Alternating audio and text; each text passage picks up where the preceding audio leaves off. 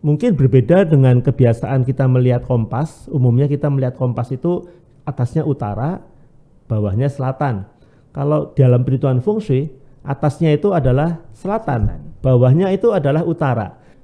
Biasanya kita tidak hanya melihat siapa yang kena pengaruh apa, pengaruh baik atau pengaruh buruk, tetapi juga angka-angka itu menggambarkan elemen. Intinya demikian. Saya kira seseorang ahli atau seorang praktisi feng shui itu menguasai dua-duanya, baik metode yang kita sebut massa bentuk atau metode kompas. Biasanya menguasai dua-duanya dan menggabungkan keduanya. Jadi meskipun kita mendapatkan bintang-bintang yang baik pada ruangan yang kita pakai, tapi seperti tadi ditanyakan, lah kalau misalnya ternyata pintu rumah sudah bagus, posisinya baik, tapi di depannya ada sampah, lalu bagaimana? Ada hal yang perlu kita bedakan. Sebetulnya tadi kita bicara masalah bintang-bintang ya. Bintang-bintang itu, dan tadi kita bisa lihat yang baik seperti apa, yang buruk seperti apa. Jadi manfaat praktisnya, pertama kita bisa memprediksi.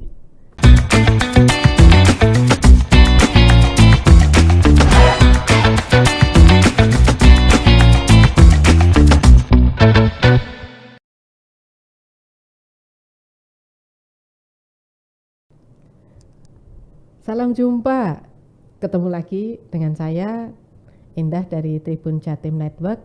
Tetap berbicara tentang Feng Shui. Seperti apakah itu, apa manfaatnya untuk kita? Selama ini orang hanya tahu Feng Shui itu tentang arah hadap rumah. Ternyata lebih dari itu. Feng Shui bisa digunakan untuk memprediksi apa yang akan terjadi, tidak hanya pada bangunan, tetapi pada semangat kita, pada kesehatan kita. Bukan hanya kita, tetapi lebih besar lagi pada keluarga, pada lingkungan kita, pada negara, pada dunia. Ternyata seperti itu. Saya juga baru tahu dan saya tetap ingin tahu. Karena itu kami mengundang Pak Mauro Raharjo, ahli Feng Shui, datang ke studio ini. Kali kesekian beliau bergabung dengan kita. Dan terima kasih banyak sudah meluangkan waktunya berbagi ilmu kepada saya, kepada Tribuners juga, supaya kita bisa siap-siap menghadapi apa yang akan terjadi tahun ini dan apa yang akan terjadi tahun depan. Karena tahun depan itu 2024 ada peristiwa besar terjadi. Pemilu iya, tahu saya. Tetapi bukan hanya itu. Ini ada perubahan besar pada perhitungan Feng Shui, perhitungan bintang kalau Pak Mauro menyebut. Nah, seperti apa perubahan itu, seperti apa dasarnya, konsepnya kita pahami dulu supaya ketika kita berbicara tentang praktiknya kita sudah tahu. Baik, terima kasih. Saya akan sapa Pak Mauro. Terima kasih Pak Mauro, selamat datang lagi di studio ini. Kita berbicara tentang perubahan pergerakan bintang-bintang. Baik, Pak Mauro, pergerakan bintang. Nah, bintang ini kalau dalam Feng Shui itu kan ada angka-angkanya 1 sampai 9. Itu seperti apa? Kemudian kalau yang lalu kita sudah berbicara tentang angka bintang 5 yang menjadi bintang apes, itu kita sudah tuntaskan kemarin. Nah, sekarang kita masuk pada ini Pak Mauro, pada praktiknya di tahun ini dan kemudian di tahun depan seperti apa itu. Tapi sebelumnya saya minta tolong, saya dijelaskan tentang dasarnya seperti apa sih si kotak-kotak yang ada di layar belakang kami itu, mengapa ada seperti itu, mengapa angkanya 1 sampai 9, mengapa 5 apa sudah kemarin. Nah, bagaimana si kotak-kotak ini istimewa karena ketika dijumlah ternyata 15. Saya sudah diberi bocoran dulu oleh Pak Mauro tadi. Ketika dijumlah 15. Nah, silakan Pak Mauro. Beri kami pencerahan tentang Terima kasih, perkotaan ini. Ya, salam jumpa para Tribuners dengan saya Feng Shui Mauro. Kita akan lanjut tentang Feng Shui periode 9 secara bertahap. Kita sudah mulai mengenal ada istilah bintang, ada bintang itu dinyatakan dengan angka, dan Tribuners sudah juga menyadari bahwa angka-angka itu sebetulnya menggambarkan trigram ya, trigram. Jadi ada 8 trigram yang terletak pada 8 mata mata angin, pada kompas mata angin. Nah, kalau kita lihat dari 9 itu ada yang merupakan basicnya dulu. Jadi dari mana kita tahu bahwa bintang itu terbang dari satu posisi ke posisi lain, atau saya sebut bergerak ya. Jadi bintang itu, orang bilang bintang kan selalu terbang bintangnya. Kalau saya katakan bergerak, berpindah dari satu sektor ke sektor lainnya pada bangunan kita. Dan untuk mengetahui itu, pertama kita harus ketahui bentuk dasar daripada pola tersebut. Kita sudah lihat bahwa angka-angka itu didapatnya dari punggung kura-kura yang ditemukan oleh Kaisar Fusi di Sungai Lo. Nah, berikut ini kita lihat pola dasarnya, yaitu di mana 5 di tengah. Mungkin Tribuners bisa lihat pada gambar berikut ini. Nah, kita lihat di sini bahwa titik-titik yang di sebelah kiri itu adalah titik-titik yang ditemukan di punggung kura-kura. Lalu diterjemahkan, ditaruh pada 9 kotak, di mana 9 kotak ini mewakili mata angin. Nah, mungkin berbeda dengan kebiasaan kita melihat kompas. Umumnya kita melihat kompas itu atasnya utara, bawahnya selatan. Kalau dalam perhitungan feng shui, atasnya itu adalah selatan, bawahnya itu adalah utara. Jadi kita perlu mengetahui secara kompas lebih dahulu, yaitu bahwa kalau di sebelah atas itu adalah selatan, berarti sebelah kirinya yang kelihatan angka 4 itu pasti adalah tenggara. Dan sebelah kanan dari 9 itu angka 2 itu adalah barat daya. Sedangkan di tengah, yaitu di sebelah kiri 5, itu kalau atasnya selatan, berarti sebelah kirinya itu adalah timur. Sebelah kanannya itu adalah barat. Jadi 7 itu menempati barat, 3 menempati timur. Dan yang di bawahnya lagi kita bisa lihat 1 ada di tengah, kemudian bintang 6 itu ada posisi barat laut, 1 di utara, dan 8 di posisi timur laut. Nah, jadi kalau kita lihat angka-angka itu disebut sebagai kotak ajaib Losu. Kotak ajaib Losu. Mengapa disebut ajaib? Itu karena kalau Tribuners menjumlahkan angka-angka itu, yang di atas 49215, di tengah 35715, di bawah 81615. Secara kolom vertikal juga kita lihat sebelah kiri 43815, 95115, 276 juga 15, dan juga secara diagonal dari kiri atas menuju ke kanan bawah itu 456, 456 itu 15, dan dari atas posisi barat daya 258 juga 15. Jadi semuanya 15. Maka disebut kotak ajaib Losu. Ini merupakan basic basic dari Flying Star. Nah, kalau kita bicara fungsi periode 9, otomatis posisi tengah itu adalah 9. Begitu. Okay. Tengahnya 9. Kalau periode 8, berarti tengahnya itu adalah 8. Begitu nanti kalau kita sudah mencapai tahun 2044, berarti 2024 sampai 44 kita masuk pada periode 1. 9 masuk lagi periode 1. Okay. Nah, pada waktu periode 1 berarti tengahnya adalah 1. Nah, lalu pergerakannya bagaimana? Yaitu kita lihat saja dari bentuk dasarnya. Kalau 5 di tengah, maka posisinya kita lihat 4 ada di posisi tadi adalah tenggara. Jadi dari tenggara tengah ke arah barat laut. Tenggara tengah barat laut 4, 5, 6. Ya. Setelah itu kita lihat 7. Setelah 6 kan 7 ya. Setelah 6 7. 7 ada pada posisi barat. 7 barat ya. 6 barat laut, 7 adalah barat. Dari barat menuju kepada timur laut yaitu 8, kemudian menuju ke utara, ya, ke selatan, yaitu 9 ya. Jadi 7, 8, 9. Kemudian setelah 9 itu adalah 1. Posisi 1 itu ada di utara, di bawah. Dari utara kita menuju ke 2, yaitu adalah barat daya. Kemudian menuju ke 3, yaitu posisi timur, ya. 3 itu timur, ya. Jadi 3 timur. Jadi 4, 5, 6, 7, 8, 9, 1, 2, 3. Kalau kita sebut dengan kompas berarti mulai dari tenggara, tengah, barat laut, kemudian barat, timur laut, kemudian selatan, dan selanjutnya adalah utara,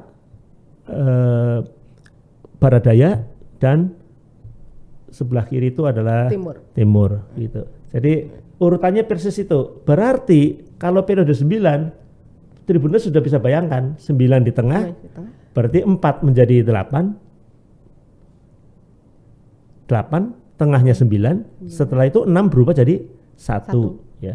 Kalau mudahnya juga tinggal kita kurangkan aja. Kalau 5 menjadi 9 berarti kan beda 4. Ya. Jadi kalau 4 itu pasti jadi 8. Ya toh? Kalau 3 tambah 4 itu jadi 7. Kalau 2 tambah 4 itu jadi 6. Ya toh? Kalau misalnya 9 ditambah 4 itu kan diulang lagi. Berarti 1 2 ditambah 4 1 2 3 4. Jadi 9 jadi 4 gitu. Kalau 8 ditambah 4 jadi 9 1 2 jadi 3. Kalau 7 ditambah 4 jadi 8 9 1 2. Tapi nanti di akhir tayangan kita dimunculkan ya, dimunculkan. Ya. Nah, itulah yang kita sebut dengan periode 9. Nah, kita sudah bahas juga apa sih artinya gitu. Artinya kalau kita lihat ada banyak arti sebetulnya, tapi yang biasa dipakai dan sederhana sekali kita pakai, terutama adalah bahwa angka-angka itu berpengaruh kepada, bukan berpengaruh ya, simbol dari orang. Jadi 6 itu kita sudah namakan adalah trigram Chen, itu adalah ayah. 2 itu adalah trigram Kun, itu adalah ibu. Lalu kalau dari wanita, yaitu wanita paling tua, senior, wanita setengah baya, kemudian wanita muda. Itu wanita tua digambarkan dengan angka 4, disebut Sun Kwa. Kemudian wanita tengah baya itu digambarkan dengan bintang 9, itu Li Kwa. Dan wanita paling muda itu digambarkan dengan bintang 7, disebut Tui Kwa. Jadi ada namanya masing-masing, tapi kita sebut saja 1, 2, 3, 4 begitu. Jadi kita tahu bahwa 4 wanita senior, kemudian 9 wanita tengah baya, dan 7 wanita muda. Sama dengan pria juga sama. Jadi laki-laki yang paling besar, yang paling tua atau senior itu 3, itu adalah Sen Kwa. Ya, laki-laki yang yang tengah baya itu digambarkan dengan bintang angka 1 atau bintang 1, itu Kan Kwa. Dan yang terakhir laki-laki muda itu adalah angka 8, yaitu Gen Kwa. Ada namanya masing-masing. Nah, berarti kita tahu bahwa posisi itu baik untuk atau buruk itu nanti kita lihat dari komposisi atau pola ya, komposisi bintang atau pola bintang untuk feng shui periode 9 yang akan kita gambarkan nanti pada selanjutnya, di mana bintang-bintang itu akan menjadi 3 angka pada masing-masing kotak, 3 angka, dan bisa kita terjemahkan ya, kita bisa terjemahkan. Misalnya di situ ada angka yang baik itu adalah atau bintang yang baik itu adalah 1, 6, 8, 9. Itu selalu demikian. Dan bintang yang dianggap kurang baik terutama adalah 5 dan 2. Untung pada periode 9 bintang 2 termasuk baik, tapi bintang yang menjadi buruk itu adalah bintang 7. Nah, siapa yang bergabung dengan bintang 7 dan bergabung dengan bintang 5 tentu saja harus hati-hati, karena pada waktu itu akan terjadi hal yang buruk pada angka-angka yang menggambarkan masing-masing individu tadi. Nah, para Tribuners, biasanya kita tidak hanya melihat siapa yang kena pengaruh apa, pengaruh baik atau pengaruh buruk, tetapi juga angka-angka itu menggambarkan elemen, yaitu bintang 1 itu simbol air, bintang 9 simbol api, kemudian bintang 3 dan 4 itu simbol kayu, bintang 6 dan 7 simbol logam, dan bintang 8, 5, dan 2 adalah simbol tanah. Nah, yang penting elemen itu juga merupakan simbolisasi dari organ-organ badan kita yang paling penting. Organ badan kita yang paling penting terutama itu adalah jantung, kemudian hati, paru-paru, ya, kemudian ginjal, dan pencernaan kita. Kalau kita tidak mempunyai salah satu organ itu, niscaya kita tidak hidup. Nah, jadi organ-organ itu digambarkan dengan elemen. Misalnya jantung itu digambarkan dengan disimbolkan dengan elemen api. Ya. Kemudian elemen lainnya yaitu kayu itu menggambarkan hati. Ya. Kemudian air menggambarkan ginjal, tanah menggambarkan pencernaan, dan logam menggambarkan paru-paru atau sistem pernapasan. Nah, jadi lalu organ-organ yang sifatnya lebih minor itu mengikuti saja. Seperti misalnya yang tergabung dengan bintang 9 atau api, selain jantung tentu saja ada saraf, mata, kemudian sistem darah gitu. Yang terkait dengan air yaitu adalah ginjal. Yang terkait dengan ginjal pasti adalah alat produksi genital ya, alat genital, kemudian juga kekebalan badan. Jadi itu kekebalan badan itu penting, maka kadang-kadang satu itu penting untuk kekebalan. Nah, kemudian yang terkait dengan paru-paru atau sistem pernapasan tentu saja adalah hidung, kerongkongan, dan juga termasuk pada unsur logam yang tergabung pada pernapasan itu adalah tulang, gigi. Nah, sedangkan kayu yang menggambarkan hati itu juga adalah ada turunannya. Jadi yang dekat dengan hati itu empedu. Kemudian juga leher, otot itu termasuk pada organ-organ yang minor. Nah, para tribuners, jadi kita nanti tahu misalnya saja begini, saya gambarkan begini.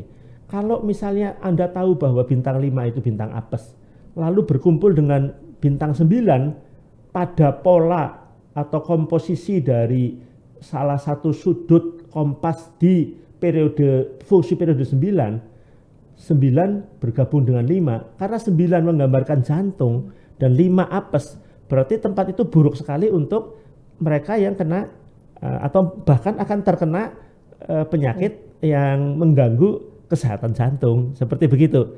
Dan hal yang lainnya sama, umpamanya tadi 5 dengan 7 itu adalah metal itu adalah paru-paru. Kalau 5 dengan 7 itu selain 7 menggambarkan wanita muda, juga 7 itu menggambarkan paru-paru. Jadi apa yang terjadi pada sudut tersebut itu nanti adalah gangguan pada kesehatan pernapasan. Demikian selanjutnya nanti kita akan lebih ramai kalau sudah melihat contoh-contoh untuk di dalam rumah seperti apa cara penerapannya, dan ini kita pakai untuk melindungi kita terhadap bahaya-bahaya gangguan yang sifatnya keapesan pada keuangan, karir, serta juga pada kesehatan, dan terutama juga yang berpengaruh kepada kebahagiaan kita. Saya kira ada 3 yang paling pokok, yaitu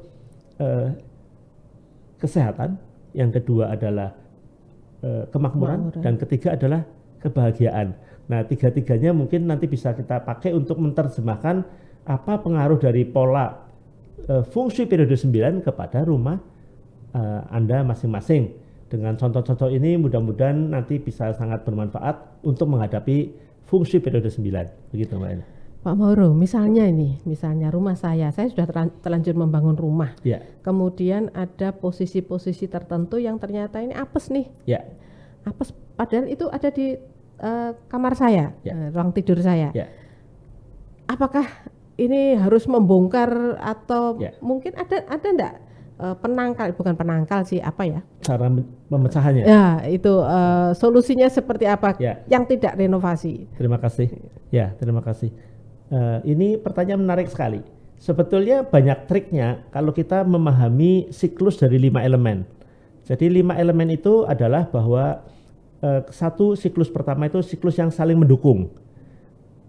Air bisa membuat tanaman atau kayu tumbuh. Kayu membuat sumber-sumber bagi api. Apa yang dibakar api menjadi debu atau tanah. Di dalam tanah itu ada metal. Jadi kita lihat bahwa ada siklus yang seperti itu.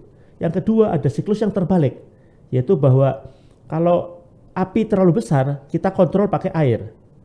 Kalau air terlalu besar, misalnya air meluap besar, kita bendung pakai tanah.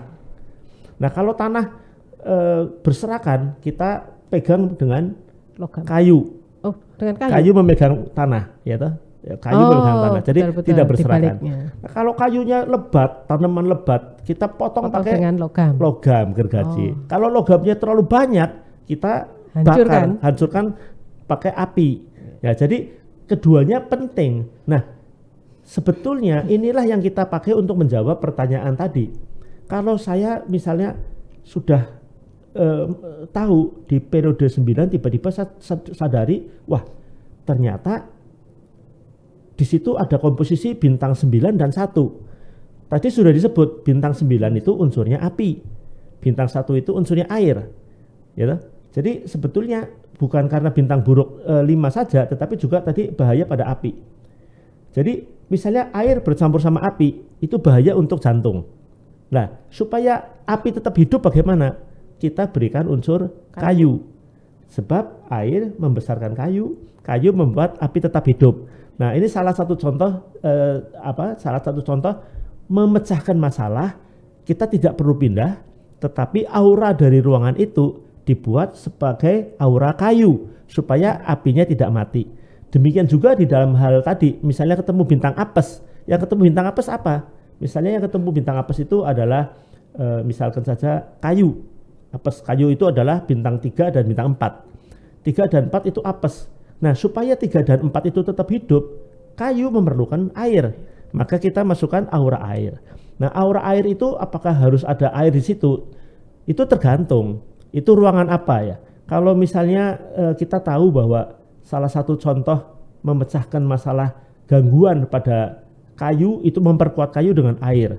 Lalu orang berpikir, apa saya pasang akuarium di situ? Nanti dulu, kalau itu tempat tidur, tidak cocok ada akuarium. Kalau itu tempat kerja, masih baik. Gitu. Tapi kita juga bisa gunakan aura-aura air dengan cara bermacam-macam.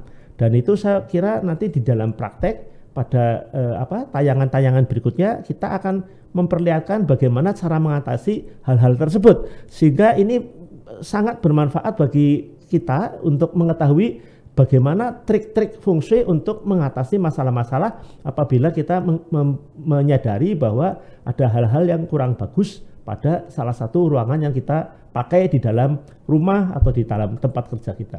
Saya kira demikian itu contohnya. Baik Pak Mauro, misalnya ini saya minta bocorannya. Ya. Kalau sudah dibagi tadi ya, kotak-kotak itu sudah dibagi. Kemudian arah hadap yang utama arah hadap rumah ya. Arah hadap rumah, kemudian pintu masuk itu yang menjadi yang utama. Betul. Nah, misalnya arah hadap rumah kita itu tidak menghadap, kalau yang pertemuan yang lalu kan harus sesuatu yang indah di dalam rumah, harus sesuatu yang menyenangkan kita. Nah, ternyata di depan rumah itu ada sesuatu yang tidak menyenangkan. Kalau yang lalu itu kan meriam yang moncongnya menuju ke kita. Rumah, Misalnya ini arah hadap rumah kita itu ternyata depan itu ada TPA, tempat pembuangan sampah ya, TPS itu ya, tempat pembuangan sampah. Ini kan enggak banget. Nah, yang seperti itu apakah nanti akan juga dibahas, Pak? Ya, menarik sekali. Sebetulnya memang yang paling penting kadang-kadang kita membahas itu masalah-masalah yang timbul. Intinya demikian. Saya kira seseorang ahli atau seorang praktisi feng shui itu menguasai dua-duanya. Baik metode yang kita sebut massa bentuk atau metode kompas. Biasanya menguasai dua-duanya dan menggabungkan keduanya.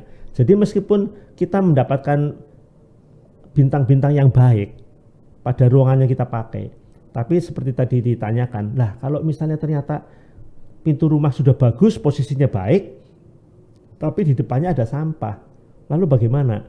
Nah, tentu saja tidak bisa memaksakan tempat sampah harus dipindahkan, kan tidak bisa, ya toh. Jadi sebetulnya ada beberapa cara. Salah satu cara yang menurut saya cukup baik itu kalau itu sampah, yaitu kita letakkan pintu masuk bukan di posisi depan. Nah, kalau kebetulan saya senang merencana bangunan sebagai arsitek juga, maka saya lihat begini. Umumnya rumah punya garasi, ya. Jadi garasi masuk, kemudian setelah masuk garasi itu yang dihadapi bukan tembok, tapi taman. Jadi sampingnya dibuat taman. Nah, kemudian sampingnya taman itu lalu baru dibuat pintu menghadap taman tersebut. Jadi pintunya menghadap ke samping, bukan menghadap ke depan. Oh begitu. Nah, Oh, iya, iya. ini salah satu caranya demikian, saya ulangi. Jadi orientasinya bukan ke arah depan, ke arah depan, jendela sesedikit mungkin, pintu mungkin ada, tapi sifatnya pintu formal, bukan pintu feng shui. Jadi kita harus bedakan pintu feng shui atau pintu formal. Nah, biasanya pintu feng shui itu lebih besar atau paling besar. Bisa diletakkan di depan, bisa diletakkan di samping. Ya. Seperti tadi saya katakan. Jadi misalnya kita gunakan bangunan bentuknya bisa bentuknya L atau bentuknya U misalnya, dan di posisi pinggir itu kita berikan taman, dan kita hadapkan pintu masuk kita ke taman. Jadi kalau misalnya rumah itu ada garasi, mudah-mudahan Tribuners bisa bayangkan garasi masuk yang dihadapi taman. Nah, di depan taman itu ada pintu masuk rumah yang sebenarnya. Nah, kalau ada pintu masuk di luar, mungkin jarang dipakai karena menerima tamu itu tidak setiap hari. Itu pintu formal. Itu pintu formal, bukan pintu feng shui. Ya. Jadi semua perhitungan feng shui periode 9 dihitung dari pintu yang untuk keluar masuk yang utama. Nah, itu yang penting. Nah, barangkali ini belum diketahui. Jadi bukan pintu itu harus selalu di depan. Pintu itu boleh ke arah samping, dan bahkan dalam saat-saat tertentu kadang-kadang pintunya ditaruh di belakang. Jadi masuk, kemudian di belakang itu ada taman besar, malah orientasinya ke belakang. Jarang, tetapi ada. Karena banyak sekali kasus-kasus yang bisa saya perlihatkan nanti, bahwa posisi-posisi pintu itu bisa cukup fleksibel, dan dengan satu teknik perencanaan yang baik, tentu saja selain fungsi rumah tetap baik, juga masalah-masalah yang buruk tadi bisa teratasi. Dan ini merupakan kasus-kasus yang mungkin menarik, bisa kita tayangkan pada kesempatan yang akan datang. Baik. Nah, Tribuners coba, yang namanya feng shui itu tidak sekadar ruangan-ruangan mana yang oke dan tidak oke. Lebih dari itu. Ada ruangan-ruangan yang bisa, ya secara logika sebenarnya itu bisa dipahami bahwa ini ruang tidur harus nyaman, harus tenang. Itu kan logika. Atau misalnya ruang keluarga harus bisa menampung seluruh aktivitas penghuni rumah. Apa yang akan menjadi magnet di situ supaya orang penghuni rumah datang ke sana. Nah, yang seperti ini akan kita bahas pada pertemuan-pertemuan berikut. Mungkin spesifik, ya, Spesifik itu artinya seperti tadi. Kasuistik. Ya, kasuistik. Ada rumah menghadap ke tempat sampah, ada rumah yang diapit oleh gedung tinggi kanan dan kiri. Nah, itu kan membuat penghuni rumah tidak nyaman, dan harus ada solusinya. Nah, solusi seperti apa? Ya, itu yang akan dibahas bersama Pak Mauro nanti ketika kita mulai masuk ke dalam praktik. Pak Mauro, ini pertanyaan terakhir. Sebenarnya feng shui ini bisa dipelajari semua orang, ya? Betul. Tetapi karena teknis di belakang perhitungannya itu rumit banget, maka orang seperti saya lebih suka menerima matengannya, yang mentahannya biarlah Pak Mauro yang berhitung. Sebenarnya Pak Mauro, ilmu seperti ini manfaat praktisnya itu apa, Pak Mauro? Oh begitu, ya. Begini, ada hal yang perlu kita bedakan. Sebetulnya tadi kita bicara masalah bintang-bintang, ya. Bintang-bintang itu, dan tadi kita bisa lihat yang baik seperti apa, yang buruk seperti apa. Jadi manfaat praktisnya, pertama kita bisa memprediksi kalau suatu bangunan telah diketahui kelahirannya pada periode berapa, arah hadapnya mana, diketahui pola-pola bintangnya seperti apa pada rumah itu, kita langsung sudah prediksi yang bisa terjadi. Misalnya aja kita tahu bahwa bintang 2 dan bintang 7 dalam ilmu flying star itu bisa menimbulkan api, misalnya begitu. Jadi kita bisa predik, ini kalau di situ ada dapur atau ada panel listrik, itu bahaya.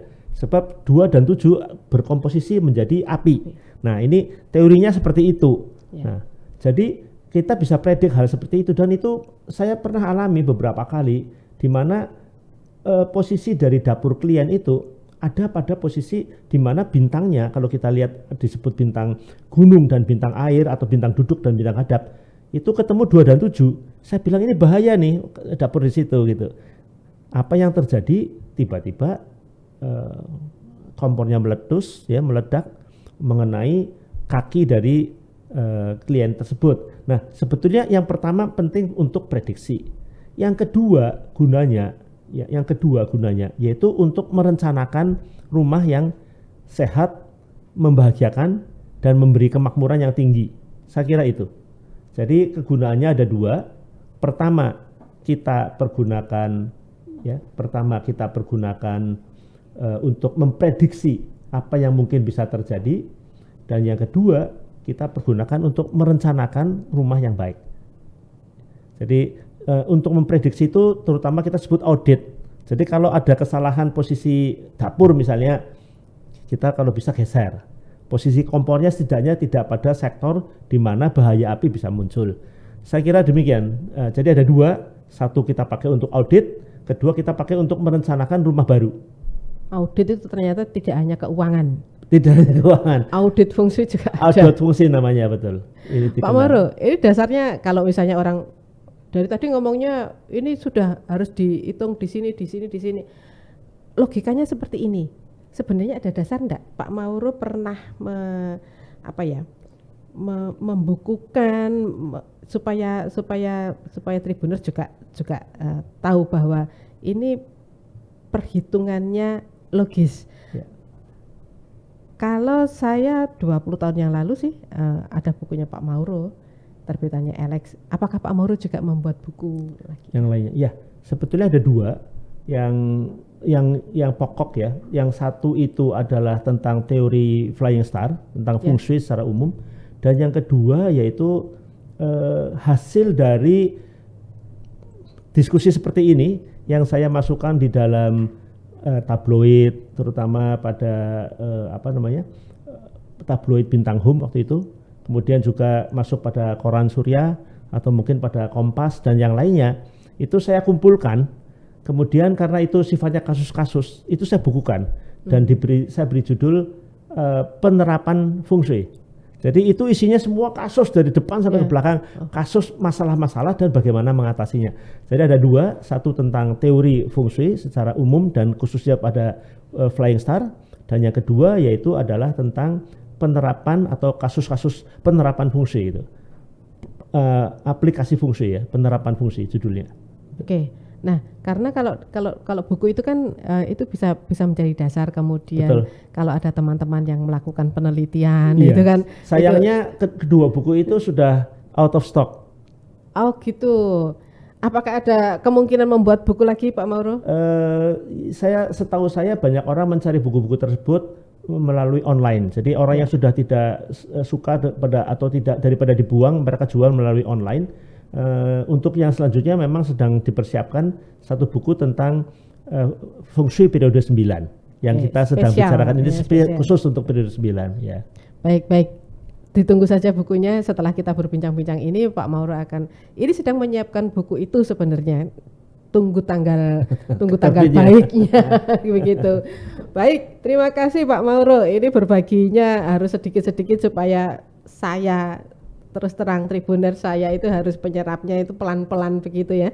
Otak saya sudah tidak seperti spons seperti anak-anak begitu. Jadi sedikit demi sedikit seperti apa dasar perhitungannya, seperti apa kotak-kotak ajaib yang 15 itu memang harus pahami dulu supaya ketika kita berbicara tentang praktik pada pertemuan berikutnya kita sudah tahu sebenarnya apa yang menjadi dasar mengapa ada angka di tengah, mengapa yang lain mengikuti, dan seperti apa angka-angka itu berfungsi pada kita, pada ruangan, pada kesehatan kita, pada terutama itu akan tertuju pada kemakmuran, kesehatan, kemudian kebahagiaan, maka itu yang harus kita pahami dulu.